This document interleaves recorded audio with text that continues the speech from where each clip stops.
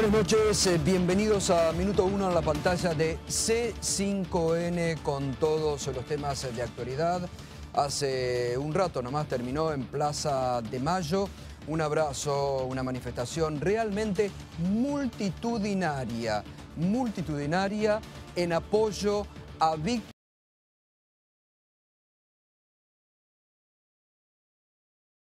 Pido, sin justificación, sin ningún tipo de justificativos, de Víctor Hugo Morales de Radio Continental, por la verdadera pluralidad de voces y por el respeto a la libertad de expresión y a la libertad de prensa en nuestro país.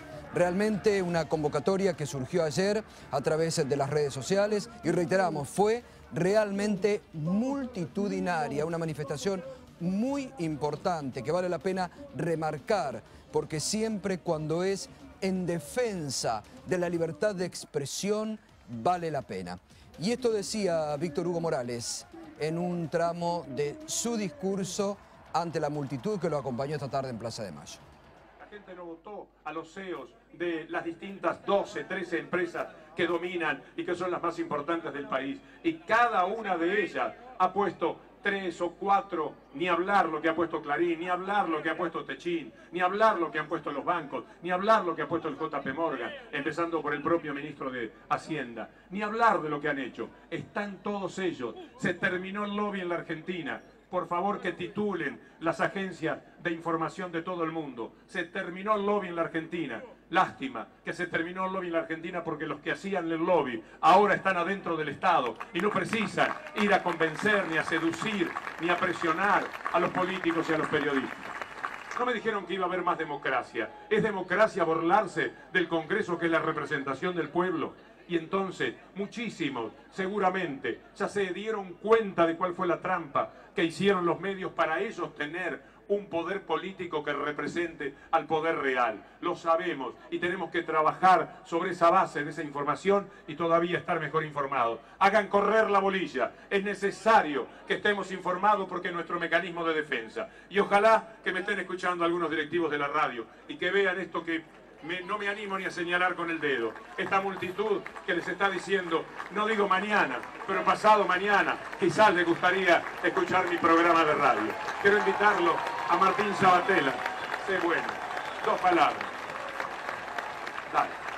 Muchas gracias, mil gracias. Bueno, de esta forma, un tramo de un extenso discurso, casi 20 minutos, un poco más, de Víctor Hugo Morales ante una verdadera multitud que se autoconvocó en Plaza de Mayo. Hoy, el presidente de la República, Mauricio Macri, brindó una conferencia de prensa en la Casa Rosada sobre distintos temas de actualidad. Y uno de los colegas justamente le preguntó su opinión sobre la decisión de las autoridades de Radio Continental de dejar sin aire a Víctor Hugo Morales. Justamente el hashtag... En lo que hace a Víctor Hugo, como en cualquier otro caso, este gobierno tiene una enorme tarea para llevar a cabo en los compromisos que hemos asumido, con lo cual no estamos dedicados a ver qué periodista trabaja y en qué programa de radio o televisión. O sea, no es nuestra tarea, no opinamos. Así que lamento las cosas que ha dicho Víctor Hugo, porque son totalmente falsas. Y más lo lamento porque yo tengo una larguísima relación con Víctor Hugo. Porque como presidente de Boca conviví durante muchos años con él, tuvimos distintas posiciones, muchas veces en distintos temas, pero siempre con enorme respeto. Y él me visitó muchas veces en mi despacho como jefe de gobierno, me apoyó en muchas ocasiones, especialmente justo antes de transformarse en un fanático kirchnerista post-ley de medios y la batalla con Clarín. Así que bueno, lamento que él crea que nosotros tenemos algo que ver.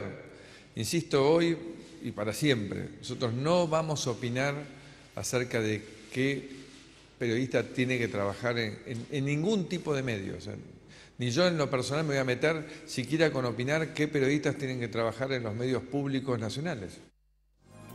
Bueno, en una parte tiene razón el presidente, esa no es labor de un presidente, de ningún presidente de la democracia, porque gracias a Dios la libertad de expresión está bien fundamentada en nuestra Constitución Nacional.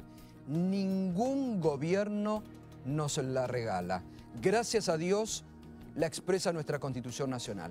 Pero también hay que decir que es contradictorio lo que dice el señor presidente de la Nación hoy, porque dice que no va a opinar, pero después utiliza los mismos argumentos que utilizaron durante todo el día de ayer y antes los detractores de Víctor Hugo Morales y los dueños y gerentes de Radio Continental que lo echaron porque, claro, no les gusta la forma de pensar de Víctor Hugo Morales y porque estuvo a favor de la ley de medios y porque se enfrentó al Grupo Clarín. Qué llamativo, ¿no?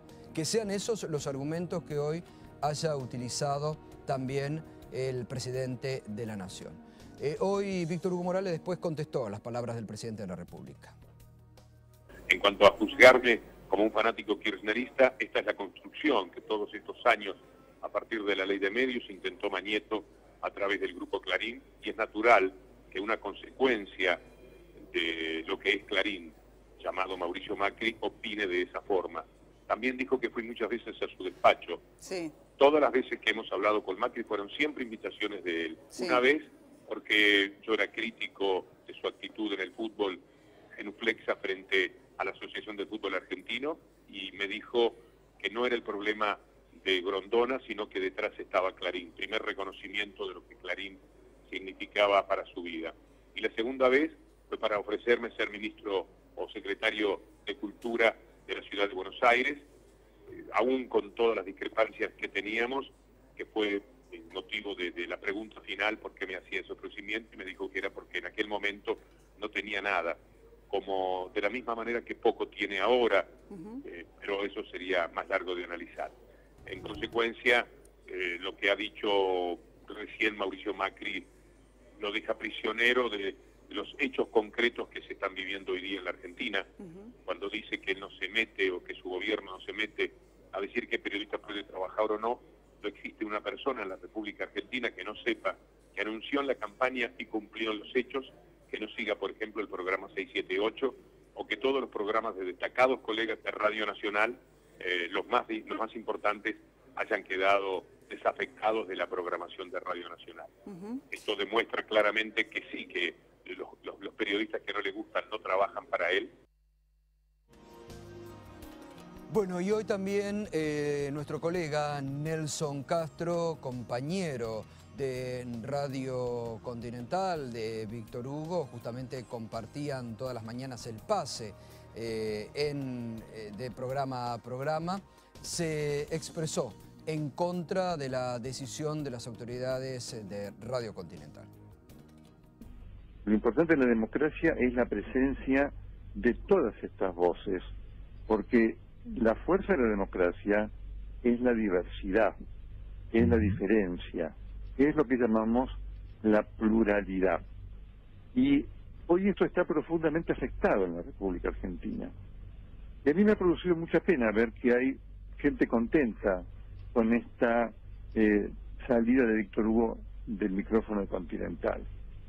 ¿Por qué me produce pena? Porque está marcando lo que hoy se vive en la Argentina, esta dificultad para aceptar el pensamiento del otro. Si nosotros no modificamos esto, si nosotros aceptamos vivir en este marco con estas condiciones, no tenemos democracia posible futura en la Argentina.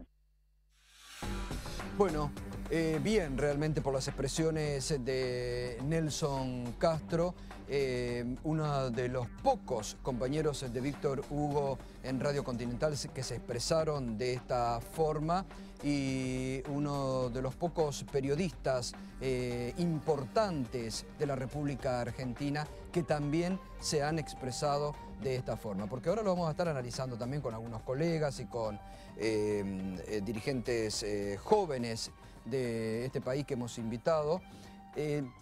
La forma, yo lo decía ayer, ¿no? Yo lo decía ayer y esta mañana también lo comentaba en la radio.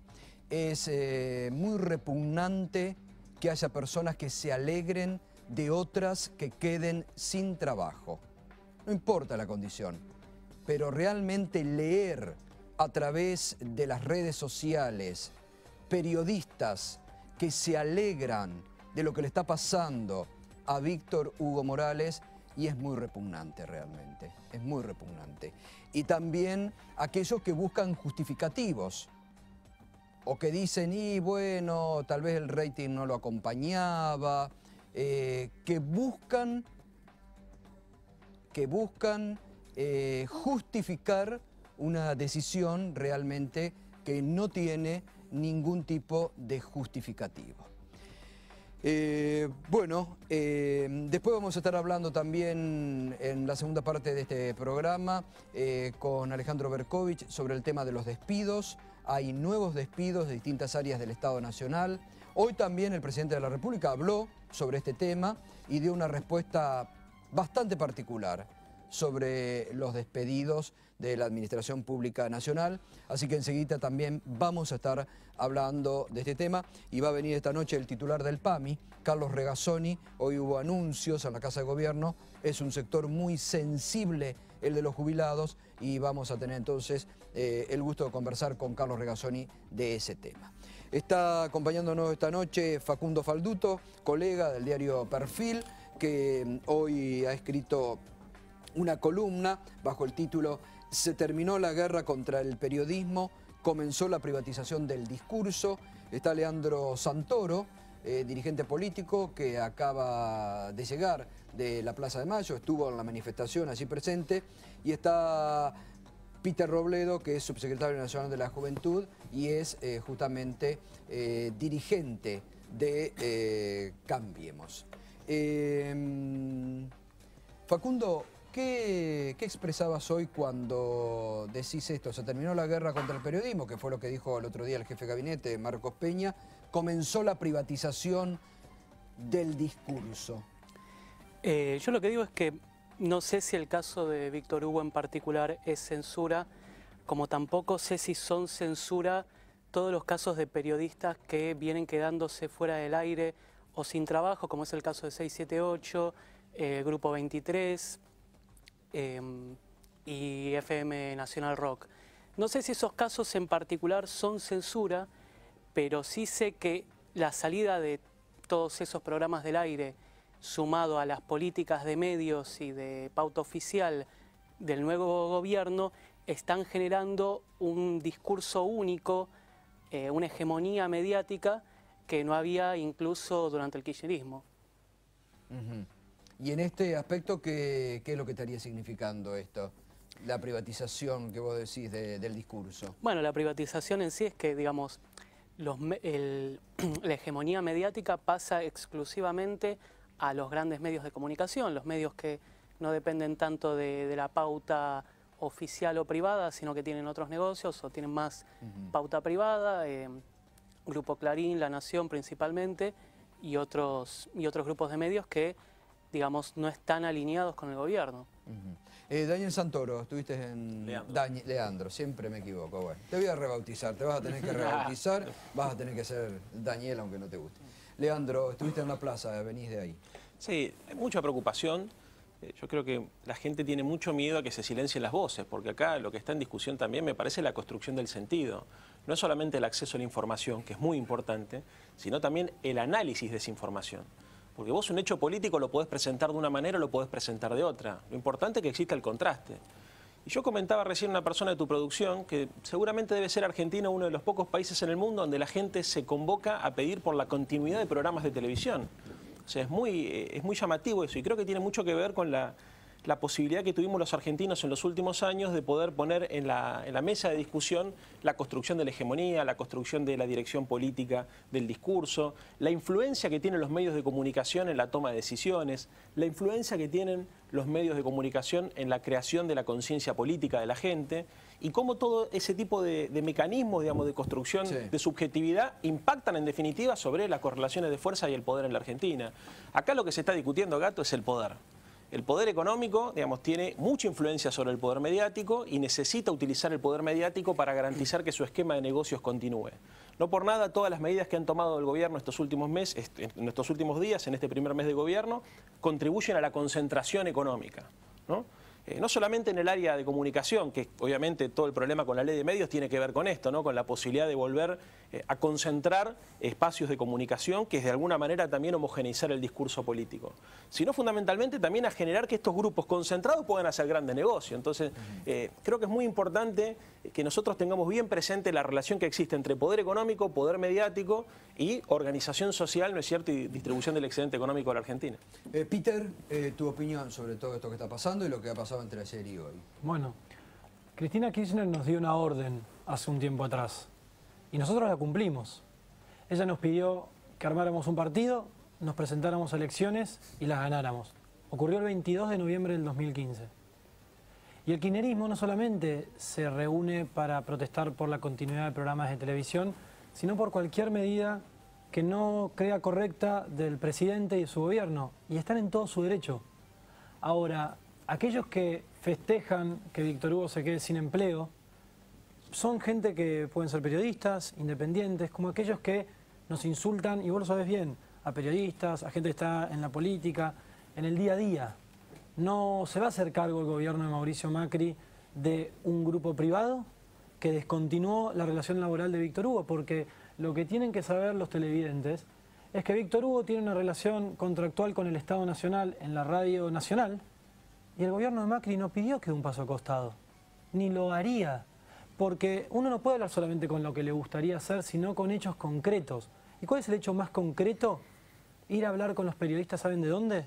De la radio de la ciudad, del canal de la ciudad, donde hubo una diversidad de voces, siempre la hubo, y donde nunca se persiguió a nadie. Entonces, el título que yo recién veía ahí, Macri lanzó una cacería de brujas, también es muy subjetivo, porque quiere inducir a que el presidente colaboró en que Víctor Hugo dé un paso al costado. Y como lo dijo hoy, es totalmente falso. No deberían estar haciendo... Un segundo. ¿Sabe? Un minuto, discúlpame solamente, Peter, te estaba escuchando con atención. A mí me parece correcto lo que vos estás diciendo y lo que señalaba hoy el presidente de la Nación en la primera parte. Lo que no me pareció correcto, que haya tomado justamente el mismo discurso de los detractores de Víctor Hugo. Claro. Cuando dice demasiado fanatizado estaba kirchnerista o demasiado enfrentado con el grupo Clarín después de la ley de medios. Ahí el presidente es donde tiene que tomar también distancia de los grupos importantes de la Argentina y no tiene que calificar si es kirchnerista o no kirchnerista. No, me parece que justamente ahí es donde se equivocó el presidente de la República, con todo respeto. Bueno, ¿no? Y nos permite a nosotros sospechar, porque la verdad, ¿qué tiene que ver? A ver, primero, la caracterización de fanático es muy peligrosa, ¿no es cierto? Y yo creo que él sabe lo que está haciendo.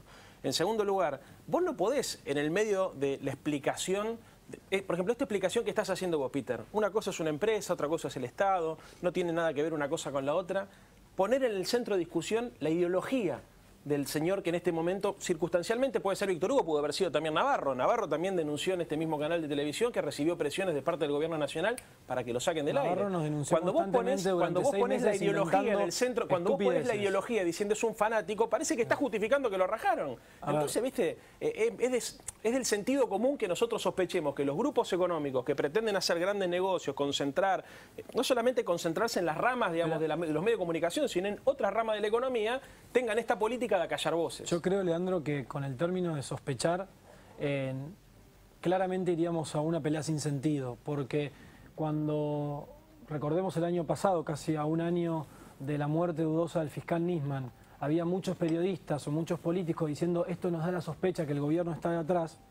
La verdad que muchos de mis compañeros, muchos de los miembros de nuestro gobierno, no te puedes basar en lo que vos sospechás para querer decir que un gobierno es culpable de una medida que en este caso no tiene nada que ver. Y como repito, para que todos los que están viendo este programa lo sepan, Víctor Hugo continúa en una relación laboral con el Estado Nacional, en la Radio Nacional, y nadie le pidió que dé un paso al costado. Y si no, le pido al gato que convoquen a los periodistas de los medios públicos de la ciudad, donde Mauricio Macri gobernó durante 8 años, si alguna vez, quiero terminar, alguien los quiso callar. Jamás. Entonces, la verdad es que yo, vos lo sabés, vengo a dar la cara acá porque me parece que es importante que incluso la gente que está en la plaza escuche también la otra campana. Yo lo repito todo el tiempo, no nos comamos el amague ni de Clarín ni el Grupo 23. Pero es Porque cuando hablamos del Grupo 23 y hablamos también que echaron a los trabajadores, nos olvidamos que quien lo hizo es Spolky, que fue candidato del Frente para la Victoria en Tigre, no fue Mauricio Macri. Perdón, Víctor, ayer acá estaba Víctor Hugo ayer y lo dijo justamente, pidió por el Grupo 23 y pidió por esos trabajadores y justamente se refirió a los grupos empresariales que muchas veces toman decisiones equivocadas y terminan pagando el pato a los laburantes a diario, ¿no? Que también lo expresó. Es importante recalcar, porque acá la gente nos escucha, la gente se informa que el Grupo 23 no fue por eso vengo. De hecho me tuve que ir a una reunión con compañeros de la militancia. No, y te agradecemos que seas uno de los pocos que siempre das la cara, además. Y aparte me gusta debatir totalmente con los que piensan bien distinto. Pero lo que digo es, el Grupo 23 no dependía del gobierno, era un candidato del Frente para la Victoria y los dejó a todos en la calle. Perdón, el Grupo 23...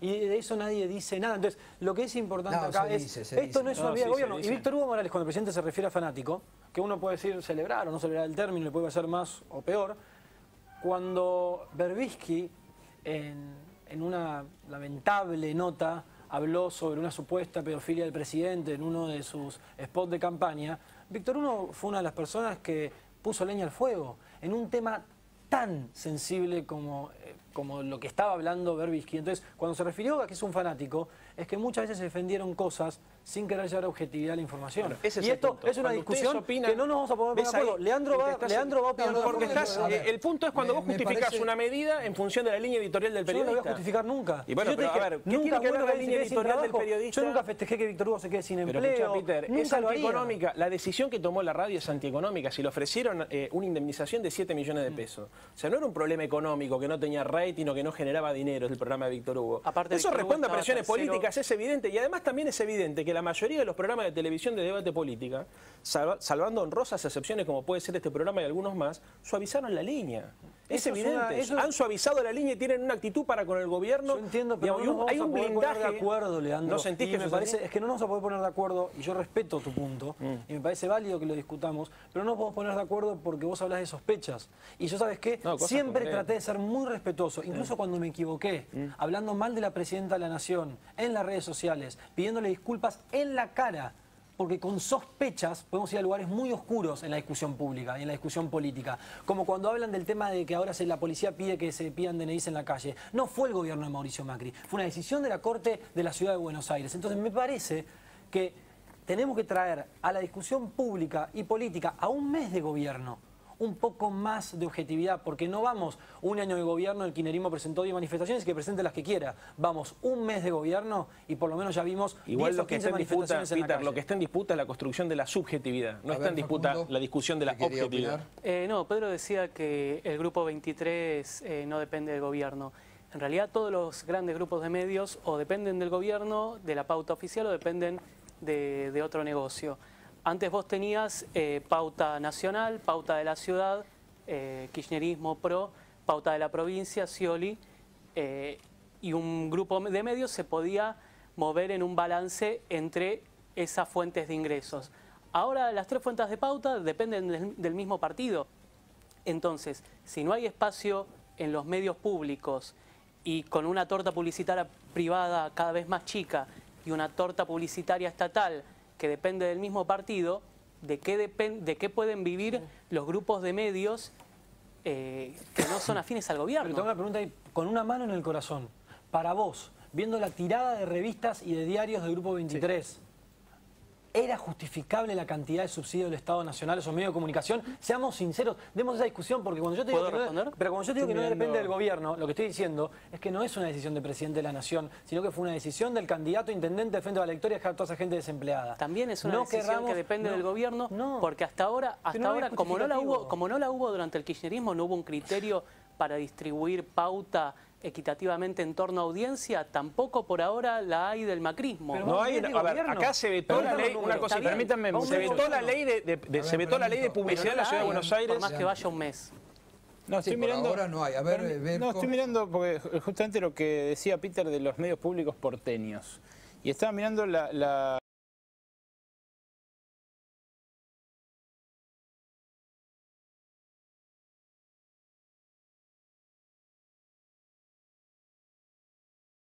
Estado. Sí. Bueno, ahí hay algo de militancia vinculado con los medios públicos. Pero el punto importante... Pero, espera. Además de eso, veo los periodistas y son colegas, en algunos casos reconocidos, en otros no, pero la mayoría reconocidos, militantes antikirchneristas desde su punto de vista editorial, pero aguerridos, como Gustavo Noriega, Silvia Mercado, Guillermo Lobo. Gustavo Noriega inclusive me insulta a mí en las redes sociales. A mí lo también. que te quiero decir, a vos también, lo que te quiero decir es, también. yo conozco la radio de la ciudad, te puedo nombrar a Franco Torquia, te puedo nombrar a Franco Torquia, un reconocido periodista, el cual siempre me dijo que trabajó una libertad enorme, te puedo nombrar no desvirtuemos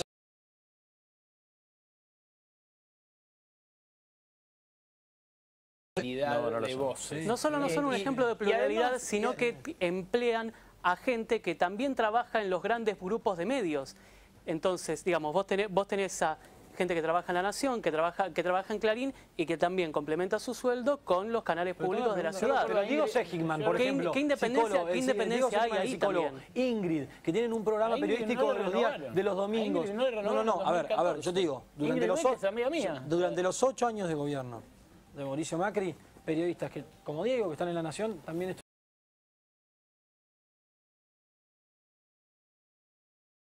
porque yo entiendo que después de los años de kirchnerismo estemos acostumbrados a que el gobierno persiga periodistas, como lo hicieron con aquel periodista en Canal 7, que cuando habló mal de la Cámpora pidieron que dé un paso al costado. Yo entiendo que estemos acostumbrados. Sí,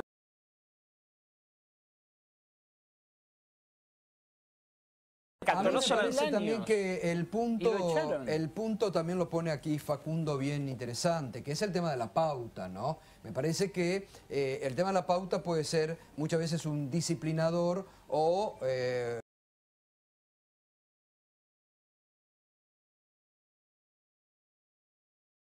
Espera un minuto que quiero... ¿No? Sí. Vos lo tocabas al tema, me parece... que es importante ese tema que vos has planteado. Es que todos los medios, si no dependen de otro negocio como el Grupo Clarín con Cablevisión, dependen de la pauta oficial. Eso es básico y es acá y en buena parte del mundo también. Entonces, si no hay criterios claros y públicos para una distribución equitativa de la pauta, no se puede hablar de una política de medios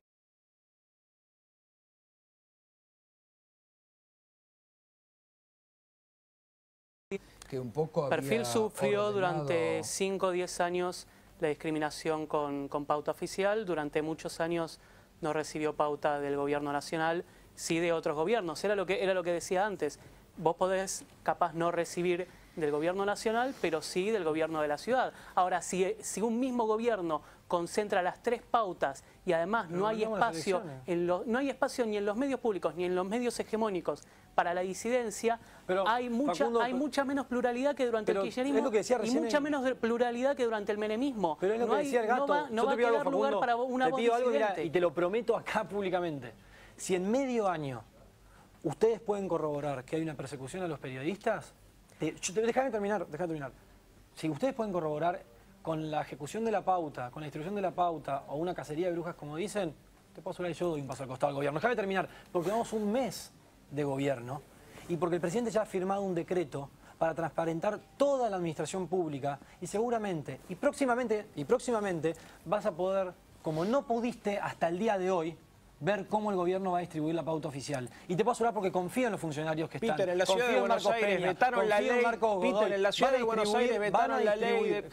Van a distribuir la pauta seguramente de forma muy democrática, porque confío en mi gobierno. Si vos no confías en el gobierno... ¿Pero por qué no lo hicieron en la ciudad de Buenos Aires? Yo no sé si confío en el gobierno, pero un segundo. Confío en que así como firmó un decreto para transparentar todos los actos de gobierno, también firmó un decreto para modificar una ley del Congreso para disolver el AFSCA y unirlo con el AFTIC en el ENACOM. Entonces, en todo caso, no me prometas que no va a haber persecución de periodistas, sino prometeme que de acá a 6 meses primero se va a respetar la ley de medios o al menos se va a respetar una ley del Congreso que no surja de un decreto. Y segundo, prometeme que va a haber un parámetro público para distribuir la pauta, no una discrecionalidad. Vos me decís que va un mes. Vos me decís que va un mes, pero digamos, es que va un mes de gobierno. ¿Cómo pretendés que un mes de gobierno esté distribuyendo la pauta? Seguramente que el jefe de gabinete va un mes de gobierno y ya se terminó 678. Se terminó Nacional Rock. Tome la mejor decisión. Y la verdad que 678 era un programa que perseguía a todo aquel que pensaba distinto. ¿Yo cuántas veces aparecí en 678? Simplemente por opinar distinto en una televisión pública. ¿Vos te parece correcto? ¿Te parece correcto? ¿Te invitaban a 678? Pregunto. Una sola vez. El día que opiné distinto no invitaron nunca más. A mí no me parecía correcto que ciudadanos que pensaran distinto o políticos que pensaran distinto sean escrachados en un medio público. Bien, no estoy de acuerdo. No estoy de acuerdo ni con 678 ni si Macri quedaría 8, 9, 10. Jamás estaría de acuerdo. Tenías espacio en otros medios. En tratar de crear un ahora no va a quedar espacio en ningún medio. Nunca voy a estar de acuerdo. No me vas a escuchar de esa manera. De hecho, mirá, te lo digo con los hechos de gobierno, los actos de gobierno. No sé, ayer me pasó que me invitaron una organización que no está, gente de la Cámpora me invitó a recorrer un centro de recuperación de adictos al Paco.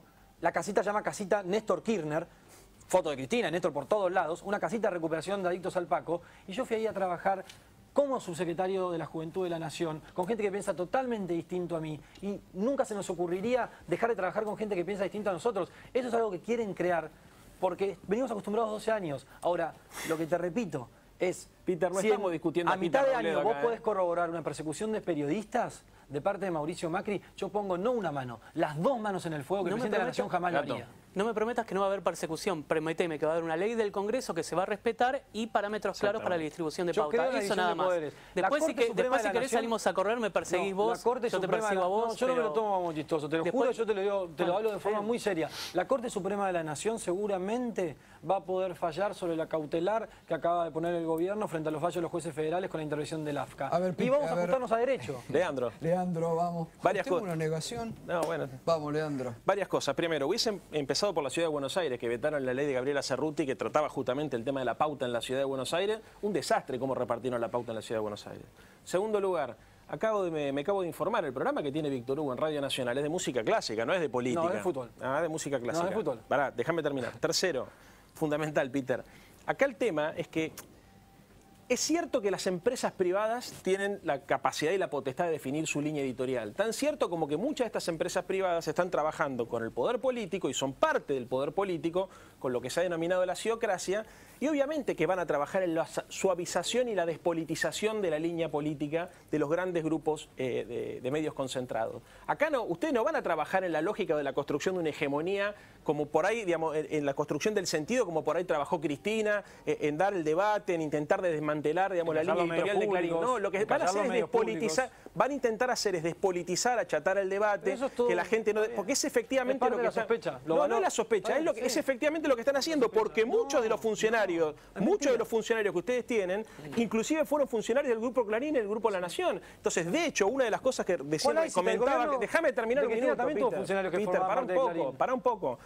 Recién decía, una de las cosas que más nos preocupa a los demócratas, que es cómo avanzaron a través de decreto de necesidad y urgencia sobre la ley de medios, ¿no es cierto? Prácticamente intervinieron en el AFCA, prácticamente vetaron la ley de medios, utilizaron un decreto de necesidad y urgencia para bloquear una ley del Congreso, ¿no es cierto? Vos fijate, ahora, esa decisión política no es inocente, Peter. Esa decisión política lo que está buscando es favorecer la concentración de los grupos mediáticos. Otra sospecha pero no es sospecha. Por ejemplo, se vetó la posibilidad, por ejemplo, se dejó de lado la posibilidad, no, Peter, tomaron medidas concretas, ustedes están desregulando todo, le están permitiendo al mercado que avance. ¿Cómo mentira en todos los ámbitos? Por ejemplo, le permite, desinversión, ya, digamos, no hay límite para poder comprar medios de comunicación. Por ejemplo, un tema importante, Peter, o sea, tipo de cambio, tasa de interés, régimen petrolero, lo que están haciendo ustedes es darle el poder al poder económico, le están dando el poder político al poder económico. Entonces es evidente que el poder del Estado va a trabajar de otra manera. El poder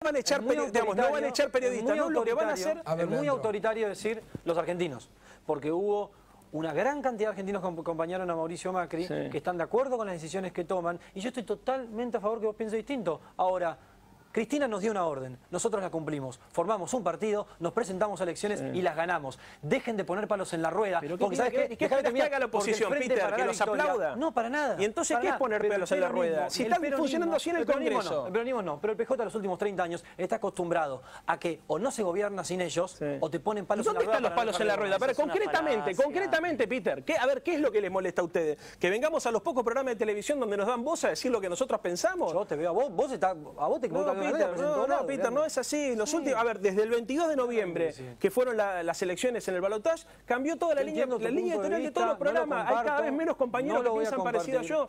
A mí, digamos, pero a ver, Peter, pero además, Peter, el punto, vos decís palos en la rueda, el obstruccionismo. ¿Dónde está el obstruccionismo? Pero a ver, Gato, ¿dónde está el obstruccionismo? Digamos, si ustedes están gobernando por decreto, directamente no pasa nada por el Congreso, no han hecho funcionar el Congreso. Digamos, ¿dónde está la obstrucción? ¿Qué hay? ¿Presentación de cautelares? Históricamente no funciona en el mes de enero. Sí, ¿qué tiene que ver? Pero, no funciona en el mes de enero. Peter, ahora, las decisiones que toman...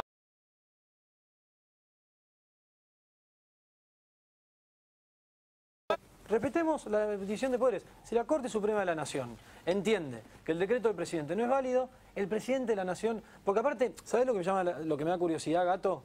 Que un partido como el Frente para la Victoria, que tuvo un gobernador como Néstor Kirchner, al cual la Corte Suprema de la Nación le reiteró más de 10 veces que reponga al procurador de la provincia, nos quiera venir a nosotros a hablar de institucionalidad y de respeto a la democracia. ¿Qué estás diciendo? ¿Que ustedes pueden gobernar de facto en estado de excepción, Peter? Néstor,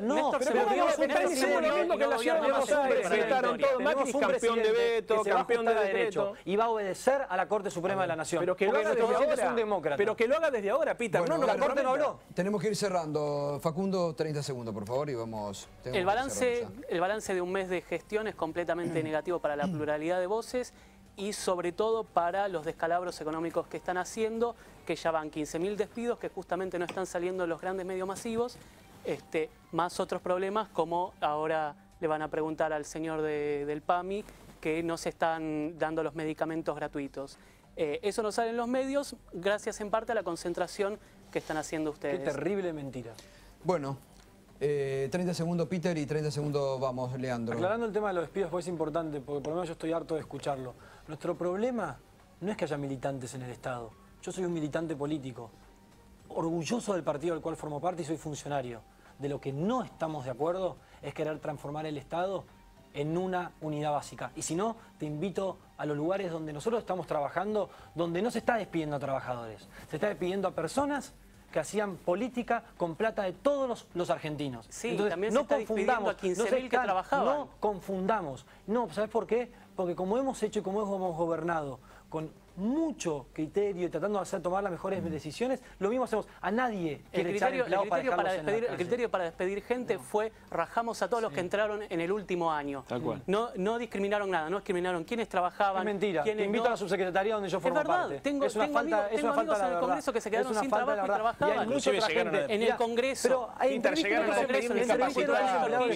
En municipalidades, 15.000 despidos hay. Otros empleados del Estado discapacitados. Muy orgullosos y muy contentos, ¿sabe por qué? Por el destrato que vivieron estos últimos 12 años. Te doy un ejemplo. El pintor del Ministerio de Desarrollo Social que hoy vino a decirme que durante 12 años lo maltrataron como si fuese, no sé, una basura. Y está muy contento con el gobierno que acaba de entrar. Leandro, vamos, 30 segundos nada más. Estamos viendo una alianza entre el poder económico y el poder político. Y esto es lo que los argentinos tenemos que ser conscientes. Las cuentas del kirchnerismo son... Acá hay una alianza entre el poder económico y el poder político. Esta es la alianza que está planteada entre los bancos, las grandes exportadoras, la cerealera, ¿no es cierto?, el sector más concentrado de la economía, los medios de comunicación. Y lo que vamos a ver en los próximos meses es una suerte de despolitización de la Argentina y van a intentar ablandar el discurso. Gracias Peter, como siempre por venir al programa cada vez que te invitamos. Gracias Leandro y gracias Facundo. Que la pluralidad de voces ahora no sea tan atacante ahora en las redes sociales, que los que respetan la pluralidad de voces respeten la pluralidad de voces distinta. Por supuesto, la opinión. A mí me están insultando todos los días.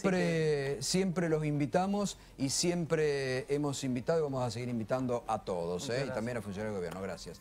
Bueno, Berco, vamos justamente al tema que se empezaron a meter de Facundo y Peter, el tema de los despidos. Así es, Gato. La semana pasada te lo dijimos cuando empezamos a contar sobre esta realidad, mientras nadie más te lo contaba. Este es un mapa dinámico, es un mapa que todos los días tiene novedades. En algunos casos llegaron con el primer día del año, el primer día hábil del año, algunos avisos y algunos anuncios de despidos. Ahora empieza a profundizarse esa misma realidad. Los distritos, los municipios donde empezó esto, fueron los distritos que empezó a gobernar Cambiemos de manera sorpresiva, en muchos casos, como Quilmes, donde casi no hay memoria de cuando había gobernado alguien que no fuera peronista, o La Plata, donde dio el batacazo Julio Garro, pero también en municipios gobernados actualmente por intendentes que colgaron su boleta de la de Daniel Scioli y de la de Aníbal Fernández en la provincia. Me refiero, por ejemplo, a Gustavo Menéndez, que desbancó a Raúl Otacé en Merlo y que se desprendió de 300 municipales que hoy están protestando. El intendente dijo que eran gente que respondía a Otacé y que por eso los echaba, que eran cargos políticos, pero hay protestas también en Merlo. Y estos que te decía, Juanchi Zabaleta, de Hurlingham, otro intendente del Frente para la Victoria, que también se deshizo de contratados bajo la gestión de Acuña, el anterior varón del conurbano que gobernaba allí. Bueno, de los demás son todos de Cambiemos. Valenzuela en 3 de febrero, que está revisando y ya avisó, ya discontinuó la tarea de 500 empleados del municipio de 3 de febrero. Ramiro Tagliaferro en Morón, que enfrenta una resistencia tenaz por parte de los gremios municipales, que vale decir, esta tarde la gobernadora María Eugenia Vidal dejó sin efecto la suspensión durante 6 meses de las paritarias para los municipales de la provincia de Buenos Aires. Pero bueno, esto es el mapa. Lo que más revuelo causó fue Martiniano Molina, mientras se aumentaba el sueldo, los 1000 empleados de los cuales se desprendió en Quilmes, también los de Néstor Grindetti en Lanús, otro distrito donde jamás pensó el PRO que iba a triunfar. Hay un conflicto sindical muy importante. Pero las novedades más calientes de hoy tienen que ver con el Estado Nacional. Y vamos a ir a la próxima placa para ilustrarlo, porque hoy hubo anuncios de despidos en las siguientes reparticiones. En la Secretaría de Comercio, 70 inspectores y 70 coordinadores de inspecciones, justamente de las que venía realizando la Secretaría de Comercio para monitorear el cumplimiento de precios cuidados, de Hora 12 y otros programas estatales que no se sabe cómo van a seguir. En el Ministerio de Justicia, también hoy 100 anuncios de desvinculaciones de contratados, en algunos casos de gente que tenía el beneficio de la continuidad asignado por el propio decreto que firmó Mauricio Macri para renovarle por 3 meses y por 1 año a los contratados bajo resolución 48, como se llama en la jerga estatal. El INADI también fue noticia hoy, con 100 despidos también de personal contratado bajo distintas formas precarias en los últimos años. Y esta es verdaderamente para caerse de espaldas.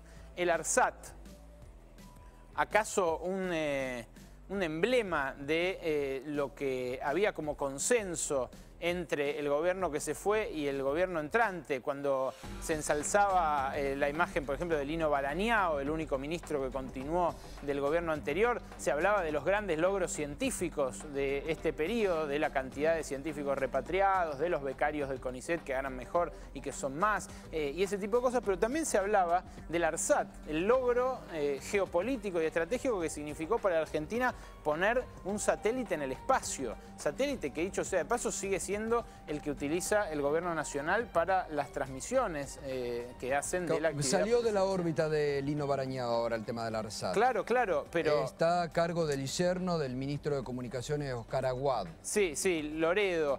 Lo que pasa es que era... Ahora, hoy estuvimos averiguando... Era reivindicado esto como parte de los logros científicos de Barañao, obvio. Pero hoy estuvimos averiguando y se habla de 20 despidos allí. 300 son los que denuncian los técnicos. Lo que nosotros hemos constatado hoy son 20. Bueno,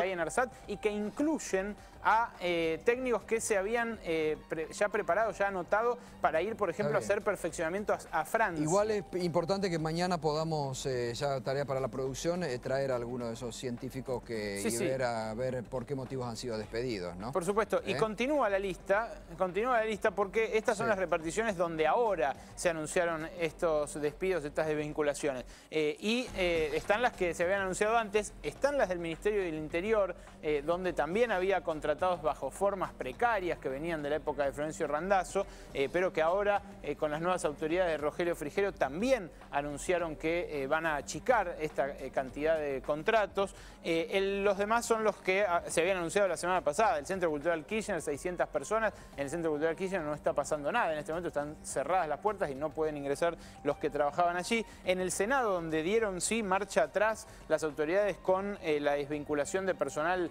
discapacitado, del plan de inclusión o familiares de discapacitados, y el AFSCA, que es objeto de una disputa judicial. Ahora en el Senado aparentemente empiezan a revisar legajo por legajo de los despedidos. La última información que tenemos, Berco. Los despedidos están sin tareas. No, está bien, pero parece que van a empezar a revisar un acuerdo de bloques, legajo por legajo, aunque no se haya dicho públicamente. Lo que hay abierto en este momento es una negociación bajo cuerda con el gremio oficialista de todos los oficialismos, que es UPCN. UPCN lo que está haciendo es en cada repartición salvando a los que le responden, son cercanos, afiliados, afines o lo que sea. Que eso no es bueno, ¿no? Eso no es bueno, porque también introduce una nueva discrecionalidad en esa negociación. Pero una información, un dato más de fondo, que tiene que ver con la cantidad de empleados públicos. Ustedes saben que Macri, antes de asumir, una de las cosas que dijo fue: en la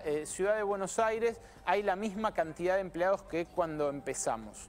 Bueno, la misma cantidad de empleados no hay, hay 9.000 empleados más que cuando empezó Macri hace 8 años en la ciudad, y eso fue un aumento de más o menos el 10% de la planta del personal de la ciudad. Ahora, el incremento en el personal del Estado Nacional fue mucho mayor. Hoy hay cerca de 350.000 empleados del Poder Ejecutivo Nacional, con lo cual el incremento en los últimos 12 años u 8 años fue sensiblemente mayor. Fue de entre 3 y 4 veces el que hubo en la ciudad. Ninguno de los dos dice con exactitud el dato, pero los datos concretos son esos. Y también son estos, los demás despidos que se están produciendo. Conectar Igualdad, Planificación, Ex-ESMA, Jefatura de Gabinete.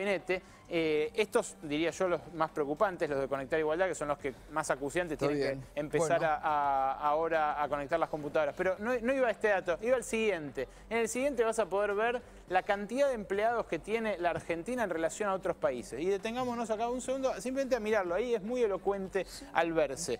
Argentina, 18% de su población como empleado público estatal. Brasil, 12%, Uruguay, 15%. Fíjense, la última columna, que es la de Estados Unidos, tiene prácticamente la misma proporción. El país que es emblema de la iniciativa privada, del liberalismo, del estás despedido, casi como una frase que hizo grande a Estados Unidos, según muchos.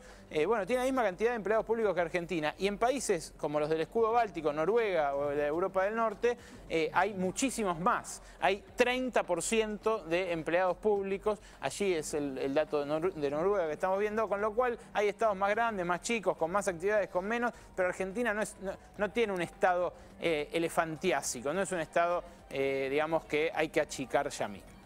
Bueno, Berco, gracias por los datos, y bueno, mañana vamos a ver si podemos, a la gente de la SAT, ya la invitamos para que mañana puedan venir y expresarse también aquí en este programa, ¿no? Bien, hoy hubo anuncios por parte del PAMI, ¿no? Un área muy sensible siempre del Estado. Está su titular, Carlos Regazzoni, esta noche con nosotros. ¿Qué tal, Carlos? ¿Cómo anda? Gracias por venir. ¿Cómo está? ¿Bien? Muy bien, gracias. Área importante y creo que es la obra social más grande, ¿no?, de toda la Argentina. Es la obra social más grande de la Argentina y más grande de América Latina, y además es probablemente la organización pública más grande del país. El PAMI tiene el presupuesto más grande del país en términos de, sacando las provincias, digamos, y es el organismo que compra el PAMI financia casi la mitad del sistema de salud argentino, y además tiene 5,5 millones de beneficiarios, más sus familiares, que son otros 7 millones de personas. Con lo cual, la verdad que es una organización muy grande. Tiene 715 sucursales, que es una enormidad para nuestro país. Y atiende a una de las áreas más sensibles de la población, que son nuestros viejos, nuestros abuelos, que, bueno, hay que siempre estar con pie de plomo. ¿En qué ¿En qué estado está en este momento? ¿Qué es lo que han encontrado? Hoy ustedes han hecho anuncio también, Exactamente. ¿no? Nosotros lo que hicimos es inmediatamente poner el PAMI en el programa de gobierno abierto, y por primera vez en la historia, y además es el primer organismo del Estado que entra en el programa directamente, el PAMI hace públicos todos sus actos administrativos. Vale decir, a partir de ahora se acabaron los misterios para lo que ocurra dentro del PAMI. Todas las contrataciones, todos los... Es muy bueno eso, porque siempre se hablaba del PAMI como la gran caja negra, ¿no? Exactamente. Y muchas denuncias sobre corrupción han existido de gobiernos pasados. Incluso todavía hay procesos abiertos contra Alderete, el que fuera titular del PAMI durante la época de Carlos Menem, ¿no? Pensemos que un organismo tan grande, yo creo que era una obligación que teníamos. No es el único problema, o sea, la corrupción, llamémoslo, las irregularidades, son uno de los inconvenientes serios que tiene el PAMI hoy en día, y para eso todas las políticas de gobierno abierto lo que hacen es acercarlo a la gente y que la misma población pueda juzgar respecto de lo que está ocurriendo ahí con fondos que en definitiva son fondos públicos. Obvio. El segundo problema es un problema financiero serio. En este momento lo que nosotros creemos que es el desmanejo de los últimos tiempos ha generado una deuda muy grande, sobre todo con prestadores, particularmente con prestadores públicos, es decir, se le dé una enormidad de dinero a hospitales públicos de todo el país e instituciones públicas de todo el país, y esto la verdad que nos ha puesto en una situación que es alarmante, porque pensemos que si yo tengo una deuda como hoy, que es una deuda de 5.000 millones de pesos, en una institución que ya está pagando a 60 días, eso significa que esta deuda es muy difícil de... ¿Y eso afecta la atención? ¿Está afectando en este momento la atención? No. Que haya clínicas o hospitales que digan, bueno, a mí no me pagan, no recibo más. Aparte es el tema justamente más urgente para muchas personas en situación de riesgo, ¿no? Pensemos que la situación podría ser más grave porque ciertas clínicas y prestadores no podrían seguir existiendo sin el PAMI. O sea, porque atienden, principalmente están financiados por el PAMI. Con lo cual la situación es delicada. Nosotros lo que me estoy reuniendo con los prestadores, hoy estuve justamente en San Martín con prestadores del Gran Buenos Aires, diciéndoles dos cosas que creo son bien claras. Primero, vamos a pagar lo que haya que pagar, o sea, vamos a regularizar la deuda. Los pagos. No vamos a hacer un borrón y cuenta nueva como se ha hecho tantas veces. Creo que lo que el presidente de la República ha dicho hoy, que la gente busca un cambio y parte de ese cambio es un cambio de actitud respecto a las obligaciones contraídas, nosotros le vamos a hacer honor a eso. Lo que sí es, la plata, el dinero del PAMI es para financiar la salud y la asistencia social, totalmente. Y no para otra cosa. Eso es muy importante. Carlos, buenas noches. Hacemos una pausa, Berco. Sí. Justamente iba a decir, Berco tiene algunas preguntas y hay algunas preguntas que hoy, sabiendo que venía usted, ahí ya la gente se preocupa mucho con el tema. Tocamos tema PAMI y la gente se preocupa. Pausa y seguimos con Carlos Regazzoni, titular del PAMI.